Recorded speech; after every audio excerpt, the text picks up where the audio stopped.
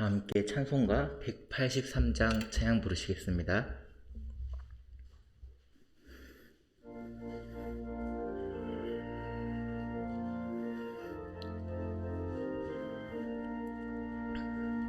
빈들의 마른 풀같이 시들은 나의 영혼, 주님이 약속한 성료 간절히 기다리네. 가물어 메마른 땅에 단비를 내리시듯 성령의 단비를 부어 새 생명 주옵소서. 반가운 빗소리 들려 산천이 춤을 추네. 봄비로 내리는 성령 내게도 주옵소서. 가물어 메마른 땅에 단비를 내리시듯 성령의 단비를 부어 새 생명 주옵소서.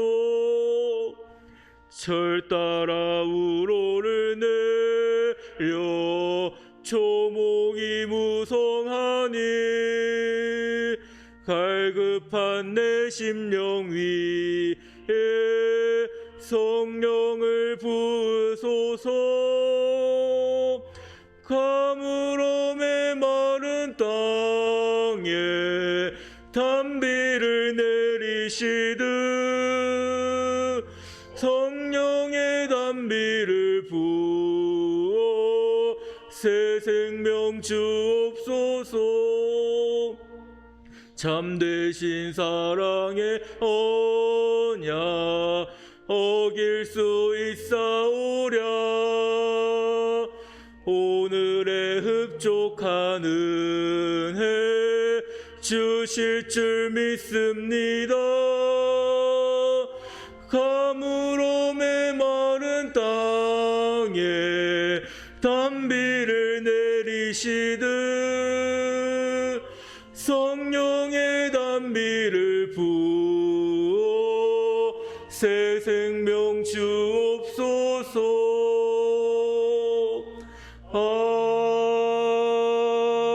아멘. 아멘. 찬송가 191장 함께 찬양 부르시겠습니다.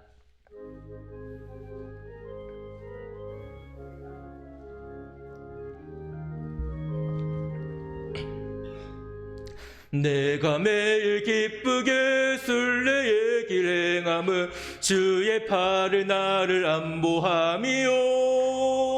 내가 주의 큰 복을 받는 참된 비결은 주의 영이 함께함이라. 성령이 계시네. 할렐루야 함께 하시네. 좁은 길을 걸으며 밤낮 기뻐하는 것 주의 영이 함께함이라. 전에 죄에 빠져서 평안함이 없을 때 예수 십자가의 공로 힘입어 그 발 아래 엎드려 참된 평화 얻음은 주의 영이 함께함이라.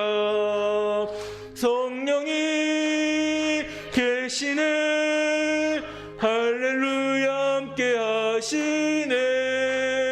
좁은 길을 걸으며 밤낮 기뻐하는 것 주의 영이 함께함이라. 나와 동행하시고 모든 염려하시니 나는 숲의 새와 같이 기쁘다. 내가 기쁜 마음으로 주의 뜻을 행함은 주의 영이 함께함이라.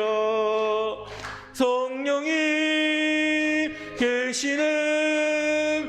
할렐루야 함께 하시네. 좁은 길을 걸으며 밤낮 기뻐하는 것 주의 영이 함께함이라. 세상 모든 욕망과 나의 모든 정욕은 십자가에 이미 못을 박았네. 어두운 밤이 지나고 무거운 짐 벗으니 주의 영이 함께함이라. 성령이 계시네. 할렐루야 함께 하시네. 좁은 길을 걸으며 밤낮 기뻐하는 것 주의 영이 함께함이라. 아멘. 이 시간 찬송가 363장 함께 찬양 부르시겠습니다.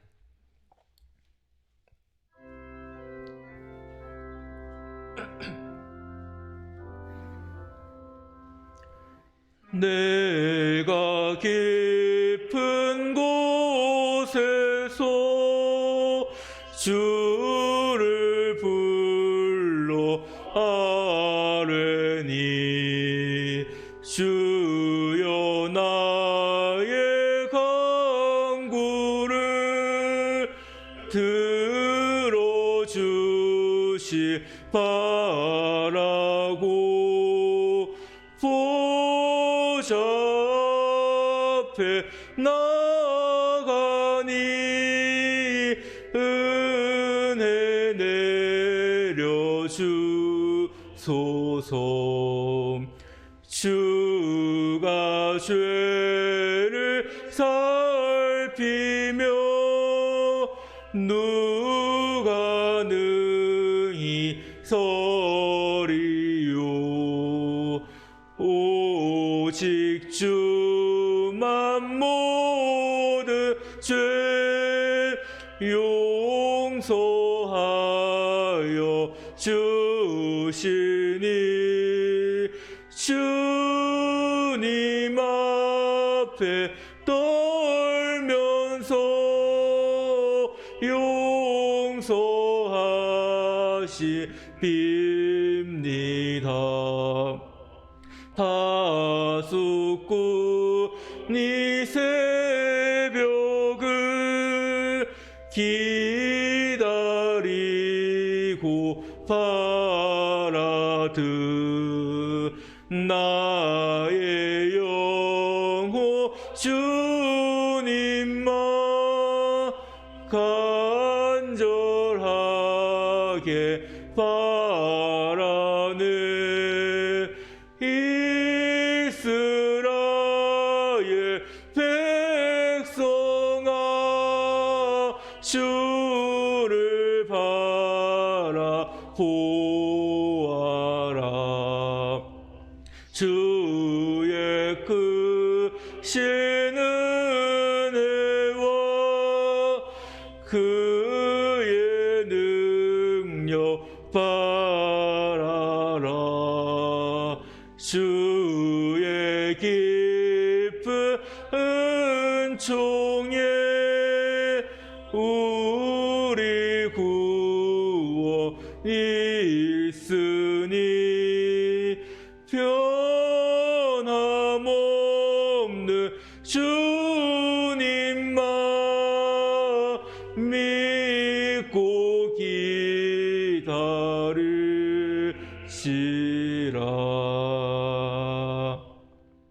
아멘. 이 시간 백덕현 집사님 나오셔서 우리를 위해서 기도해 주시겠습니다.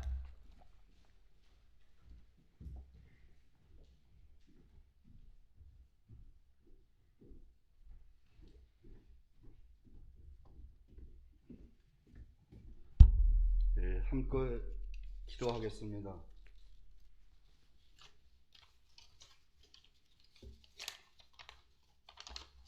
하나님 아버지 감사합니다. 하나님 아버지께서 향한 진정한 마음과 열정으로 수요 예배에 참여해 주시니 감사합니다. 코로나 바이러스로 한동안 신앙의 자유를 제한받다가 자유의지에 따라 예배에 참여할 수 있도록 하여 주시니 하나님 은혜에 감사합니다. 우리는 너무 나약하고 하나님 말씀대로 이웃을 사랑하며 살지 못하고 방황하고 있음을 고백합니다. 이런 우리에게 나약함을 벗어날 수 있도록 강함을 주시고, 나약함에서 벗어날 수 있도록 믿음을 주시고, 나약함에서 벗어날 수 있도록 하나님 은혜를 내려주실 것을 기도합니다. 우리나라를 사랑하시어 국민에 의하여 국민을 위하는 새로운 정부가 선택되었습니다. 정부 지도자들에게 하나님 말씀을 경외하게 하시고 국민을 자유롭게 신앙 생활할 수 있도록 나라를 운영하게 하여 주시옵소서. 오늘 말씀을 전하신 목사님 말씀이 삶의 복음이 되게 하시어 이 세상에서 살아가는 동안 좌우명으로 십자가를 단단히 붙잡고 살아가게 하여 주시옵소서. 원치 않은 육체의 질병으로 고생하시는 시민석 장로님, 이흥순 집사님, 박대원 집사님, 임미경 권사님, 고명덕 집사님, 교우들이 있습니다. 치료할 때마다 하나님 손길로 치유되게 하시어 건강 회복되게 하는 역사를 이루어 주기를 원합니다. 우리의 죄를 용서해 주시고 시험에 빠지지 않게 하시어 악에서 구원하시고 권능과 영광을 믿으며 소망을 갖고 삶을 살아가는 우리를 위하여 희생하시는 예수 그리스도의 이름으로 기도드립니다. 아멘.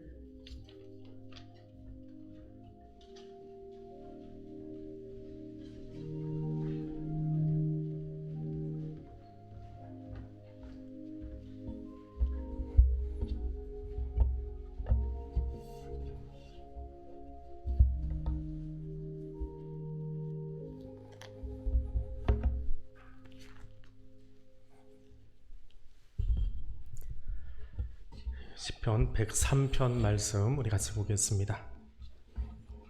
시편 103편입니다. 구약성경 876쪽에 있습니다. 찾으셨으면 우리 한 목소리로 같이 읽겠습니다. 내 영혼아 여호와를 송축하라. 내 속에 있는 것들아 다 그의 거룩한 이름을 송축하라. 내 영혼아 여호와를 송축하며 그의 모든 은택을 잊지 말지어다. 그가 내 모든 죄악을 사하시며 내 모든 병을 고치시며 내 생명을 파멸해서 속량하시고 인자와 긍휼로 관을 씌우시며 좋은 것으로 내 소원을 만족하게 하사 내 청춘을 독수리같이 새롭게 하시는도다. 여호와께서 공의로운 일을 행하시며 억압당하는 모든 자를 위하여 심판하시는도다. 그의 행위를 모세에게 그의 행사를 이스라엘 자손에게 알리셨도다. 여호와는 긍휼이 많으시고 은혜로우시며 노하기를 더디하시고 인자하심이 풍부하시도다. 자주 경책하지 아니하시며 노를 영원히 품지 아니하시리로다. 우리의 죄를 따라 우리를 처벌하지는 아니하시며 우리의 죄악을 따라 우리에게 그대로 갚지는 아니하셨으니 이는 하늘이 땅에서 높음같이 그를 경외하는 자에게 그 인자하심이 크심이로다. 동이 서에서 먼 것 같이 우리의 죄과를 우리에게서 멀리 옮기셨으며 아버지가 자식을 긍휼히 여김같이 여호와께서는 자기를 경외하는 자를 긍휼히 여기시나니 이는 그가 우리의 체질을 아시며 우리가 단지 먼지뿐임을 기억하심이로다. 인생은 그날이 풀과 같으며 그 영화가 들의 꽃과 같도다. 그것은 바람이 지나가면 없어지나니 그 있던 자리도 다시 알지 못하거니와 여호와의 인자하심은 자기를 경외하는 자에게 영원부터 영원까지 이르며 그의 의는 자손의 자손에게 이르리니 곧 그의 언약을 지키고 그의 법도를 기억하여 행하는 자에게로다. 여호와께서 그의 보좌를 하늘에 세우시고 그의 왕권으로 만유를 다스리시도다. 능력이 있어 여호와의 말씀을 행하며 그의 말씀이 소리를 듣는 여호와의 천사들이여 여호와를 송축하라. 그에게 수종들며 그의 뜻을 행하는 모든 천군이여 여호와를 송축하라. 여호와의 지으심을 받고 그가 다스리시는 모든 곳에 있는 너희여 여호와를 송축하라. 내 영혼아 여호와를 송축하라. 아멘. 103편은 찬양시 혹은 감사시로 분류가 되는 그런 시편입니다. 이 103편의 특이한 점은 간구하는 기도가 없습니다. 탄원이라고 하지요. 나 못 살겠습니다 하는 그 탄원의 내용이 전혀 없는 오직 감사로만 구성되어 있는 그런 시편입니다. 무엇을 해달라고 요구하는 또 그런 요청도 없는 아주 독특한 시편입니다. 103편이 몇 절까지 있나요? 저 보지 말고 성경 보세요. 몇 절까지 있어요? 22절까지요. 자, 구약 성경, 특별히 시편을 보면서 22절까지 있거나 혹은 곱하기 2 곱하기 3으로 나가는 22절, 44절, 66절로 나가는 시편이 있으면 이건 다 답관체라고 하는 한자어로 답관체시, 알파벳 시라고 보시면 됩니다. 히브리어의 알파벳 숫자가 22글자예요. 22개요. 그래서 거기에 그 히브리어를 제일 앞에다 놓고 시를 만들어가는 경우도 있고, 제일 대표적인 시가 시편 119편입니다. 몇 절까지 있지요?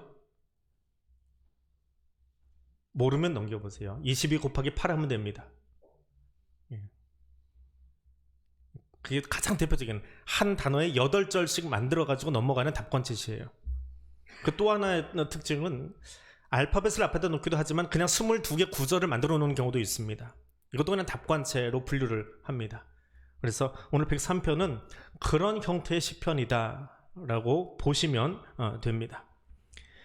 이 103편은 크게 두 개 단락으로 나눌 수 있습니다. 전반부는 개인의 감사, 그리고 그 개인의 감사가 이어져서 공동체의 감사로 확장되는, 그러니까 내가 감사한 일이 많은데 그 감사를 가만히 묵상하다 보니까 이것을 우리 공동체가 같이 했으면 좋겠다. 그리고 비단 이 공동체만이 아니라 나중에는 전 우주를 다 소환해냅니다. 천사도 들어오고 다 들어와서 이 감사를 함께 노래하자 하고 초청하면서 찬양하는 것이 103편입니다. 스코틀랜드 교회에서는 이 시편을 그래서 주의 만찬 때, 그러니까 성찬식을 할 때 이 시편을 묵상한다고 합니다. 1절은 이렇게 시작합니다. 내 영혼아 여호와를 송축하라. 내 속에 있는 것들아 다 그 이름을 송축하라. 내 영혼 그리고 내 속에 있는 것, 나의 전인격을 다해서 나의 생각과 나의 감성과 나의 의지와 내 기억과 양심, 열정, 그것을 다 끌어내어서 전인격으로 하나님을 찬송하겠다라고 말합니다. 여기 우리가 자주 사용하는 송축한다라고 하는 말이 있습니다. 송축하다. 답안지를 미리 띄워드립니다. 우리가 그냥 노래한다라고 하는 말을 많이 저 의미로 사용하는데 그것이 아니고요. 송축한다라고 하는 말의 의미는 무릎 꿇어서 경배한다라는 의미입니다. 내가 존경해야 될 분, 그의 권위 앞에 무릎을 꿇고 경배합니다. 그 권위 앞에 무릎을 꿇습니다. 그것이 송축한다라는 말입니다. 근데 우리는 CCM에 이 단어가 많이 들어가면서 그냥 노래한다 정도로만 의미를 이해를 하는데 히브리어의 의미는 그것이 아니고 무릎 꿇는다라고 하는 겁니다. 누구에게 무릎을 꿇습니까? 부모님에게 무릎을 꿇고 나의 스승에게 무릎을 꿇고 권위자에게 무릎을 꿇지요. 굴종으로 무릎 꿇는 것을 이야기하지 않습니다. 그의 권위가 참되다라고 인정하면서 그 앞에 무릎을 꿇는 겁니다. 그것이 송축한다라고 하는 겁니다. 그의 권위 앞에 무릎을 꿇는다라고 하는 것은 무릎 꿇는 내 자신이 상대방에 비해서 얼마나 작은 자인지를 인정하는 것이지요. 하나님의 권위를 인정하는 겁니다. 그분이 세우신 교회의 권위를 인정하는 겁니다. 그래서 그분 앞에, 그 권위 앞에 무릎을 꿇고 찬양하기를 원하는, 그 권위자가 내게 베푼 그 은혜를 기억하면서 찬양하기 원하는 것이 송축한다라는 말입니다. 바사왕인 아하수에로가 어느 날 밤에 불면증에 시달립니다. 잠이 오지 않아서 뒤척뒤척 하다가 할 일이 없으면 뭘 해야 돼요? 잠드는 방법이 여러 가지가 있는데 현대의학에서 수면제를 먹기도 하지만 양수자를 세는 방법도 있지요. 양 몇 마리까지 세보셨습니까? 잠이 안 와서 양 셀 때 몇 마리까지 세보셨어요? 한 900마리 세보신 적 있습니까? 1000까지는 안 가는데 900까지 세본 적은 있습니다. 그 다음에 숫자가 기억이 안 나는 게 아마 잠든 것 같아요. 아니면 정말 재미없는 책을 하나 갖다 읽는 겁니다. 아하수에로가 책을 읽었습니다. 역대 이야기들, 왕조의 이야기들, 그러니까 옛날 자기 일기지요. 그걸 끄집어내서 읽기 시작합니다. 쭉 읽다 보니까 자기 생명을 구해준 신하가 하나 있는데, 자기 생명은 살았는데 그 신하에게 보상을 못한 대목이 발견되는 거예요. 그래서 그 밤에 총리를 부릅니다. 하만을 불러가지고 이거 어떻게 해야 되냐. 하만은 자기를 생각하는 줄 알고 이야기를 했지요. 그래서 모르드게에게 급하게 그 밤에 상을 내리는 대목이 등장합니다. 하물며 내 생명 살려준 그 사람에게도 급하게 가서 그 은혜를 갚으려고 하는 왕의 모습도 있는데, 우리에게 영원한 생명을 주신 하나님 앞에 우리가 어떤 모습으로 찬양해야 되는가라고 하는 겁니다. 그래서 시인은 내 영혼아, 내 속에 있는 것들아, 다 그 앞에 무릎을 꿇고 그 은택을 잊지 말지어다 라고 말합니다. 그렇게 찬양하는 이유가 무엇입니까? 3절에서 5절까지 그것을 길게 서술하고 있습니다. 하나님 우리의 죄악을 사해 주시는 분입니다. 죄를 없게 해 주시는 분, 죄를 멀어지도록 해 주시는 분이에요. 죄가 없어진 것은 아닙니다. 죄와 나를 동일시하지 않고 멀리 떨어뜨려 놓는다. 그리고 떨어뜨려 놓은 상태에서 나를 품어주신다라고 하는 것이 사한다라고 하는 말입니다. 두 번째로 하나님은 나의 모든 병을 고쳐주시는 분입니다. 성경의 병은 육체의 질병도 병이지만 하나님 뜻에 불순종하는 것을 병들었다라고 말합니다. 그래서 죄 용서한다라고 하는 말은 병을 고친다라고 하는 말과 같은 의미로 사용합니다. 또 그리스 사람들은 이 병이라고 하는 것을 균형이 깨어진 것, 그것을 병 걸렸다 말합니다. 몸의 균형이 깨어졌어요. 호르몬이 정상적으로 흘러야 되는데 그 호르몬이 이상하게 흘러가요. 몸이 건강하게 양쪽이 균형이 잡혀야 되는데 한쪽만 이상하게 발달을 해요. 균형이 깨지는 것, 그것이 병 들었다, 균형이 무너졌다라고 말합니다. 깨어진 눈은 어떤 일을 합니까? 형제 눈 속에 있는 티는 보면서 제 눈에는 들보는 보지 못하는 우를 범합니다. 깨어진 후각은 어떻게 될까요? 결국에 어떻든지 간에 돈벌이 되는 것을 달콤하게 여기면서 살아갑니다. 후각이 깨지면 그런 삶을 삽니다. 청각이 깨지면 어떻게 될까요? 진지하고 거룩한 대화에는 관심이 없습니다. 신성모독하고 게으른 대화에 귀를 기울이게 됩니다. 이것이 균형이 깨어진 사람들의 모습입니다. 근데 그것이 우리 모습이에요. 나의 모습이에요. 그래서 바울은 어떻게 이야기합니까? 오호라, 나는 곤고한 사람이로다. 이 사망의 몸에서 누가 나를 건져내랴 라고 말합니다. 그러면서 성령 충만함으로 회복된 하나님의 형상을 가지고 균형 잡힌 시각을 가지고 균형 잡힌 후각을 가지고 청각을 가지고 세상을 바라보고 세상의 향기를 맡고 또 그 소리를 듣고 말할 수 있는 사람이 되게 해달라고 기도하는 것, 그것이 성령 충만한 사람의 모습입니다. 내가 듣고 싶은 소리만 듣고 내가 원하는 소리만 말하고 내가 원하는 대로만 깨닫고 그 속으로만 치달아가는 것이 아니라 균형 잡힌 시각과 청각과 후각과 언어를 달라고 기도할 수 있는 것, 그것이 성령의 인도하심을 받는 사람들의 삶의 자세입니다. 세 번째로 속량하시는 하나님, 그분에게 감사의 찬송을 올려드리고 있습니다. 개역 성경은 이 대목을 구속한다라고 해놨어요.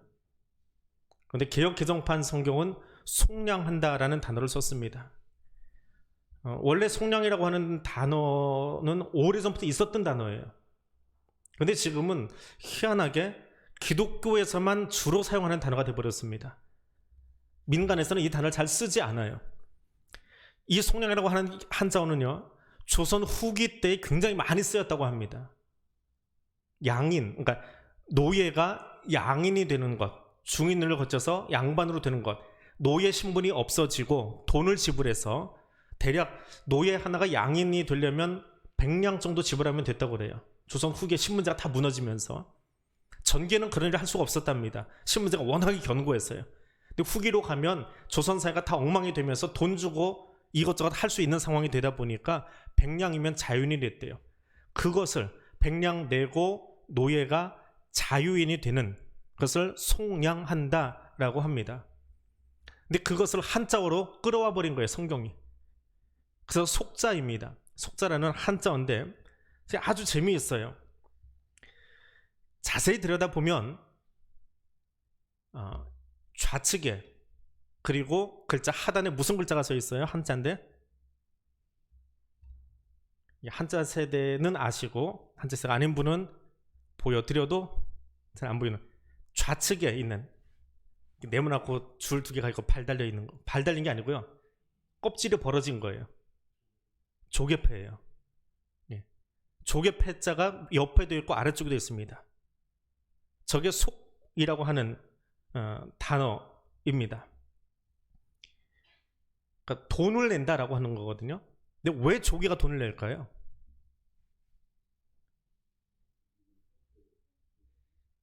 저 조개가요 굉장히 비싼 조개랍니다. 우리가 먹는 조개가 아니고 남방의 바닷가에서 나오는 조개인데 이게 중국 황하 지역으로 수입이 돼서 들어온 거예요. 들어와서 보니까 자기들이 강바닥에서 주워 먹던 조개하고는 너무 다른 거예요. 무늬가 있잖아요, 조개가. 아까 보셨죠? 조개 무늬가 있고 그 무늬 있는 조개가 입을 벌리고 있는 형태가 패자거든요. 저 가운데 두 줄은 무늬랍니다. 상용문자라고 그러나요? 근데 그게 중국으로 들어오면서 너무 비싼 거니까 귀부인들이 저걸 모았대요. 그 나중에는 그 조개 껍데기를 주고 받으면서 돈으로 사용했답니다.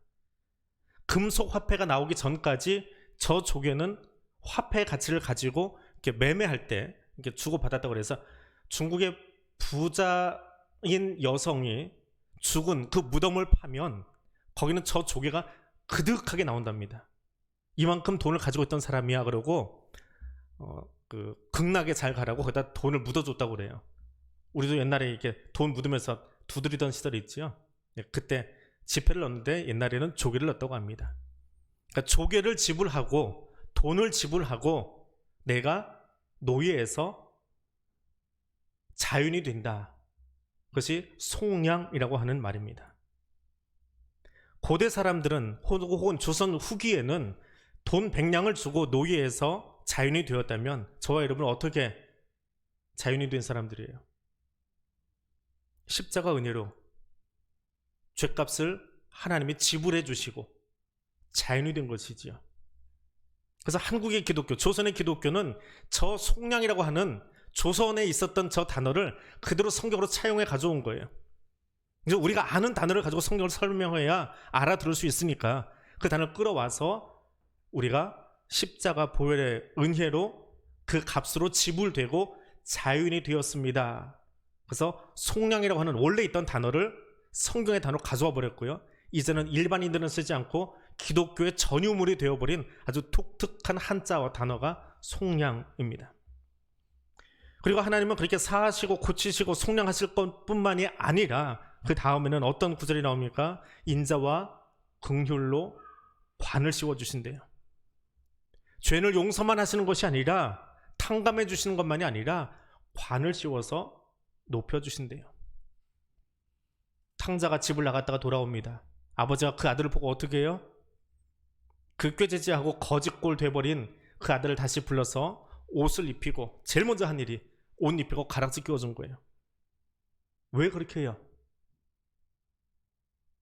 그 집안에 있는 종들이 내 아들을 함부로 하지 못하게 하려고 제일 먼저 한 일이 자기 귀족의 옷을, 주인의 옷을 입히고 주인의 상징인 가라스를 끼워주는 일부터 했습니다. 야단치고 나무라고 시시비비 가리는 것이 아니라 그것이 하늘 아버지의 마음이에요. 우리를 다시 회복시키셔서 원래 자리로 올려놓으시는 것, 관 씌워주시는 것, 그것이 아버지의 마음입니다. 그리고 우리를 새롭게 하신대요. 병들고 지쳐서 세상 살다가 다 탕진하고 돌아온 그 아들을 다시 올리신 뿐만 아니라 그 뒤에는 독수리같이 새롭게 해주신대요. 독수리같이 날게 해주신대요. 저는 독수리를 직접 본 거는 그 동물원에 있는 독수리밖에 못 봤어요. 잘 모르겠어요. 얼마나 그 독수리가 크고 우람한지. 동물학자들이 이야기하는 독수리는요, 뭐 시체를 먹는 짐승이긴 하지만 날개를 폈을 때 그 위용의 감탄사가 나온대요. 어지간한 독수리는 날개 쫙 펴면 이 기럭지가 3m 정도 된대요. 그러니까 제 팔 벌린 거에 2배 정도 된대요. 독수리가. 다 큰 성체는. 그게 내 앞에 와서 팔 쫙 벌리고 덤빈다고 생각해 보세요. 느낌이 어떨지. 그렇게 크답니다. 이게 성경에 나오는 독수리예요. 하나님 우리를 그렇게 만들어 주시겠대요. 그렇게 창공을 해서 날아갈 수 있는 존재로 세워 주시겠답니다. 그러니 죄로 말면서 다 일그러졌던 우리를 그 자리까지 끌어올려 주신데 어떻게 찬양하지 않을 수 있겠습니까? 그것이 개인의 감사예요. 근데 거기까지 가고 나니까 독수리처럼 날아오르게 하시는 하나님을 묵상하고 나니까 이건 나 혼자서만 찬양해서는 안 될 것 같아요. 그래서 6절 이하는 공동체를 초대하고 있습니다. 여기 이 찬양 속에 다 같이 들어와서 함께 찬양하자. 6절입니다. 우리 같이 읽어보겠습니다. 여호와께서 공의로운 일을 행하시며 억압당하는 모든 자를 위하여 심판하시는도다. 공동체를 향한 감사의 고백 중에 가장 큰 것. 그럼 저 문장 중에 하나님이 이 공동체를 향해서 어떤 일을 행하시면 가장 행복할 것 같아요?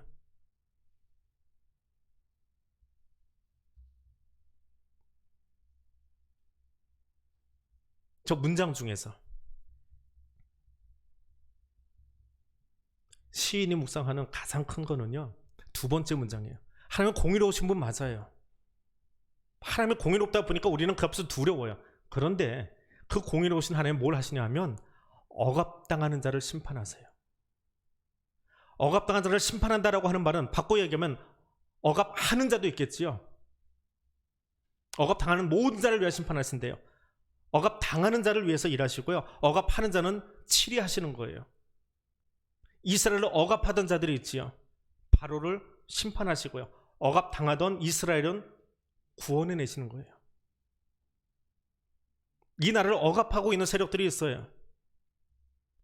주변 열강 속에 대한민국이 뭐 OECD 국가라고는 하지만 늘 주변 강대국들의 영향력 아래에 있고 눈치를 봐야 돼요. 하나님 거기서 우리를 일으켜 주시겠대요. 그럼 얼마나 신이 날까요? 우리 국력 가지고, 우리 국방력 가지고는 스스로는 할 수 없는데 하나님이 일으켜 주시겠대요. 노예들이, 히브리 민족이 애굽 안에서 스스로의 힘으로 일어날 수 있습니까? 바로를 이길 수 있나요? 아니요. 하나님이 그들 속에 함께 하시니까 세계 최강이었던, 당시 나일강 문화를 끌어가고 있던 애굽의 바로가 무릎 꿇을 수밖에 없게, 그 억압하는 자는 치리하시고 억압당하는 자는 하나님이 세워주십니다. 하나님께서 이렇게 하시는 이유가 무엇입니까? 왜 이스라엘을 위해서 이 모든 일을 하시나요? 이스라엘이 어려워서 그렇습니까? 아니지요. 이스라엘은 도리어 하나님 뜻이 무엇인지 이미 들었고 계명을 받았음에도 불구하고 광야 생활 들여다보면 매일매일 또 다시 반복해서 죄를 범하고 있습니다. 그것이 이스라엘 광야 과정이에요. 저렇게 금송아지 사건 보십시오. 엉뚱한 일만 하고 있잖아요. 인수론에서는 하나님, 그 하나님을 보지는 않고요. 그런데 저렇게 34장에 가면 그럼에도 불구하고 하나님을 잘못 알아서 금송아지를 만들었음에도 불구하고 두 번째 돌판을 주세요. 다시 새겨주세요. 그때 이스라엘 백성들이 어떻게 이야기합니까? 여호와라 자비롭고 은혜롭고 노하기를 더디하며. 근데 저 고백이 구약 성경을 계속해서 지나가고 있어요. 오늘 시인도 고백하잖아요. 오늘 시인은 8절에서 이렇게 고백합니다. 여호와는 긍휼이 많으시고 은혜로우시며 노하기를 더디하시고 인자하심이 풍부하시도다. 우리가 용서받은 이유, 이 민족이 용서받은 이유는 하나님의 긍휼 때문이다. 하나님이 지금도 우리를 향해서 노하기를 더디하고 계시기에 우리가 살아있다라고 말합니다. 우리가 의로워서가 아니라, 이 나라 대한민국이 공의로워서가 아니라, 우리가 지금도 유지하는 단 한 가지 이유는 하나님이 긍휼히 여겨주시기 때문에. 그리고 그 고백을 예언자들도 이어갑니다. 요나서를 보십시오. 니느웨에 가서 대충 말씀 전해요. 선지자 사명 망각하고 대충 합니다. 근데 하나님이 그 대충 전해진 말씀 가지고도 니느웨 성이 회개하게 하세요. 근데 그 모습을 보면서 요나가 뭐라고 합니까? 내가 말하지 않았습니까? 하나님 어떤 분인지. 하나님은 은혜로우시고 자비로우시고 노하기를 더디하셔서 인애가 크셔서 재앙 안 내릴 거 나도 알고 있었는데 기껏 일 시켜놓고 내 속만 볶고 있습니다. 내 속은 볶이는지 모르지만 요나가 고백하는 하나님은 어떤 분이요? 은혜가 많으신 하나님, 인내하신 하나님. 그래서 그 말씀 듣고도 니느웨가 회개할 수 있도록 기다려주시는 그 하나님, 선지자가 인정하지 않을 수 없는 그 하나님을 고백하고 있습니다. 그럼에도 불구하고 하나님이 공의의 잣대를 들고 계시는 이유는 뭘까요? 때리고 심판하고 죽이시려고요? 아니요. 어떻게 하시려고요? 죄를 뉘우치고 회개하게 하시려고요. 회개하면 용서하시려고요. 그래서 한 손은 회초를 들고 계시는 거예요. 한 손은 공의로움이라고 하는 막대기를 들고 계시는 거예요. 그리고 하나님이 그 심판을 통해서 11절에서 이렇게 일하십니다. 하늘이 땅에서 높음같이 그를 경외하는 자에게 그 인자심이 크다라고 말합니다. 12절에서는 동이 서에서 먼 것 같이 우리의 죄과를 우리에게서 멀리 옮기셨대요. 우리의 죄과가 무엇입니까? 죄 열매라고 되어 있는데 한자어로 만들어서 죄 열매, 하나님이 우리를 향한 죄의 영향력이 끊어지도록 해주신다라고 하는 말입니다. 술주정하는 아버지를 보면서 아들이 나는 저렇게 안 살 거야 라고 이야기해요. 근데 지나보면 희한하게 그 아버지를 닮아가요. 나는 이 삶을 살고 싶지 않은데 희한하게 그 삶이 유전돼 내려가요. 이게 우리 인간사거든요. 근데 그것을 끊어낼 수 있는 분은 누구예요? 하나님이세요. 하나님이 우리 안에 있는 죄의 열매, 더 정확하게 말하면 죄의 영향력이 더 이상 우리의 삶을 흔들지 못하도록 끊어주셔야 합니다. 그래서 비단 개인만이 아니라 공동체에도 이 일이 일어나야 합니다. 새로운 삶을 살 수 있도록, 새로운 가족의 역사를 쓸 수 있도록, 새로운 민족의 역사를 쓸 수 있도록 하나님이 일하셔야 합니다. 더 이상 죄의 영향력이, 죄과가 내 삶을 지배하지 못하도록 해야 됩니다. 시인은 그것 때문에 하나님께 감사의 노래를 부르고 있습니다. 하나님은 그렇게 우리를 불쌍히 여겨주십니다. 우리를 불쌍히 여겨주세요. 왜 불쌍히 여기실까요? 14절에 가니까 이는 그가 우리의 무엇을 아신대요? 체질을 아신대요. 여기 체질이라고 써내니까 사상체질하고 생각나는데, 영어 성경은 이 체질이라고 하는 단어를 NIV 성경은 폼이라고 되어 있고요, 킹제임스 버전 성경은 프레임이라고 되어 있습니다. 그럼 좀 더 명확해져요. 체질이라는 한자어보다는 우리의 프레임을 아세요. 우리 뼈대가 어떻게 생겼는지 아세요. 그 뼈대가 약하게 그지없어요. 쉽게 휘어지고 쉽게 부러지는 유한한 프레임을 가지고 있는 사람이에요. 우리 골조 자체가, 인간은 골조 자체가, 뼈대 자체가 그렇게 생겼어요. 그러니까 체질이라는 말보다는 사실은 골조, 뼈대라고 번역을 했으면 어떨까라는 생각을 해봅니다. 근데 우리 그 체질이 어떻다고 이야기합니까? 15절에 가니까 풀과 같대요. 들의 꽃과 같대요. 14절에서는 먼지로 돌아가는 프레임을 가지고 있대요. 결국은 흙먼지로 돌아갈 존재, 흙으로 돌아갈 존재라고 하는 거예요. 그러니까 얼마나 약하고 보잘것없는 존재예요. 그런 우리를 하나님 보시는 거예요. 그러니 얼마나 안쓰럽겠어요. 키 쓰고 용 쓰고 아무리 뭘 하려고 해봐야 결국은 흙으로 돌아갈 존재인데, 하나님의 그 먼지 같은 우리를 긍휼히 여겨주지 않으면 무슨 소망이 있겠습니까? 난다 긴다, 하늘 나는 새도 떨어뜨릴 수 있는 사람이다 했는데 얼마나 허망하게 세상을 떠나버려요. 그게 우리의 실존이에요. 그래, 하나님이 아껴주지 않으시면 우리는 그렇게 허무하게 인생을 끝낼 수밖에 없는 존재들이라는 거예요. 근데 하나님이 그런 우리 체질을, 그런 우리 골조를, 프레임을 아셔서 긍휼히 여겨주신대요.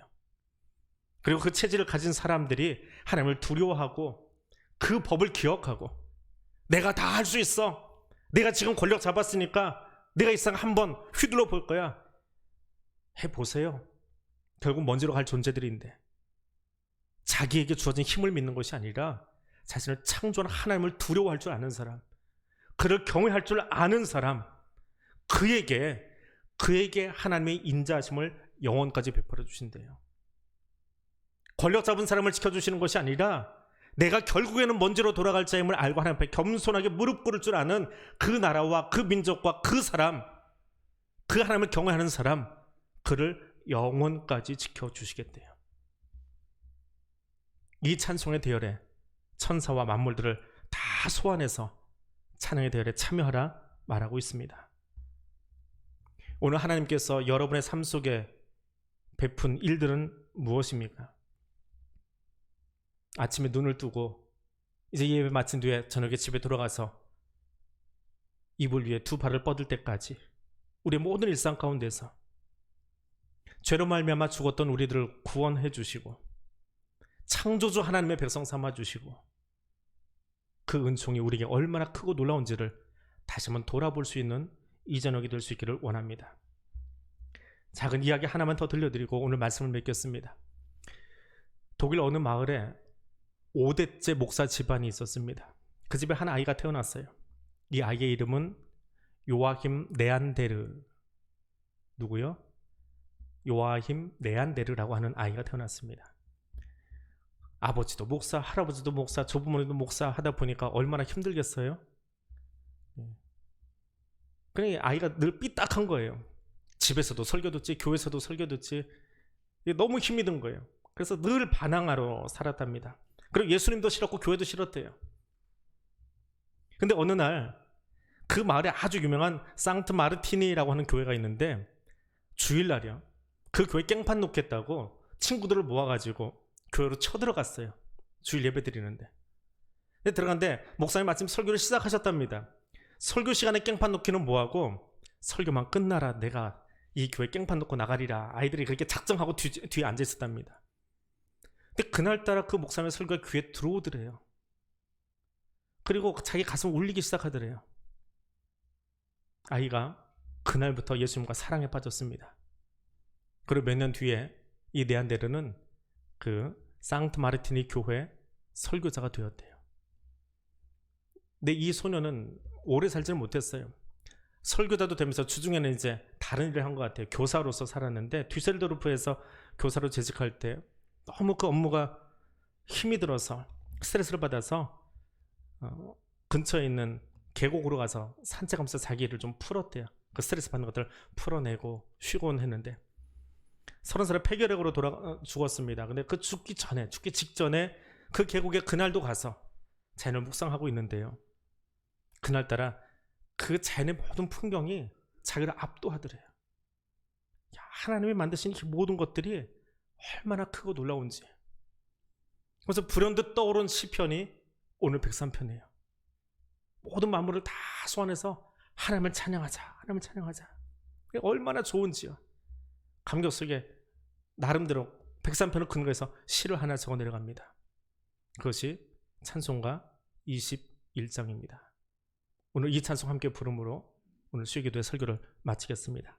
21장 찬송입니다.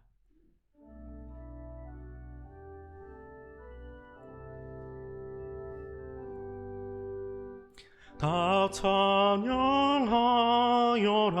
전능왕 창조의 주께 내 혼아 주 찬양 평강과 구원의 주님 성도들아 주 앞에 이제 나와 즐겁게 찬양하여라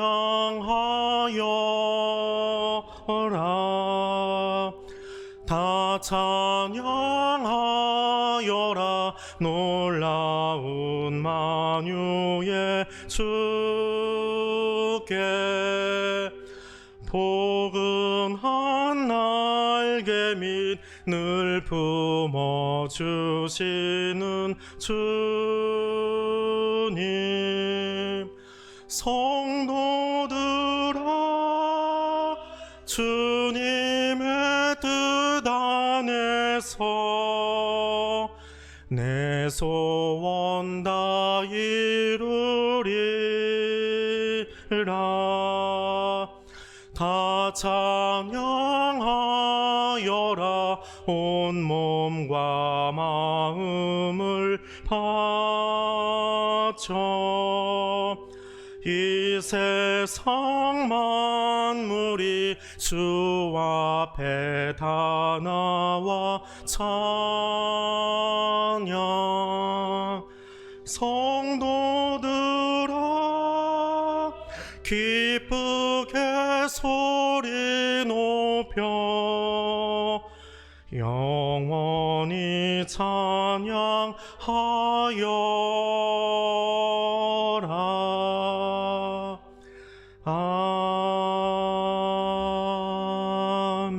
아멘. 기도하겠습니다. 우리를 창조하신 하나님 감사합니다. 우리를 죄에서 용서하여 주시고 하나님 백성 삼아 주신 하나님 감사드립니다. 많이 빚어도 다 감당할 수 없는 그 하나님의 사랑을 받았음을 이제는 다시 한번 고백하며 주님 앞에 나아갑니다. 우리의 이 모든 것을 창조해 주시고 보게 하시고 누리게 하신 하나님, 그 주님을 찬양하는 이 밤 되게 해주시고 우리 남은 생애가 영원히 주님만을 찬송하며 그 가운데 거하는 자 될 수 있도록 주여 인도하여 주옵소서. 예수님 이름으로 기도드립니다. 아멘. 하늘에 계신 우리 아버지, 아버지의 이름을 거룩하게 하시며 아버지의 나라가 오게 하시며 아버지의 뜻이 하늘에서와 같이 땅에서도 이루어지게 하소서. 오늘 우리에게 일용할 양식을 주시고 우리가 우리에게 잘못한 사람을 용서하여 준 것 같이 우리의 죄를 용서하여 주시고 우리를 시험에 빠지지 않게 하시고 악에서 구하소서. 나라와 권능과 영광이 영원히 아버지의 것입니다. 아멘.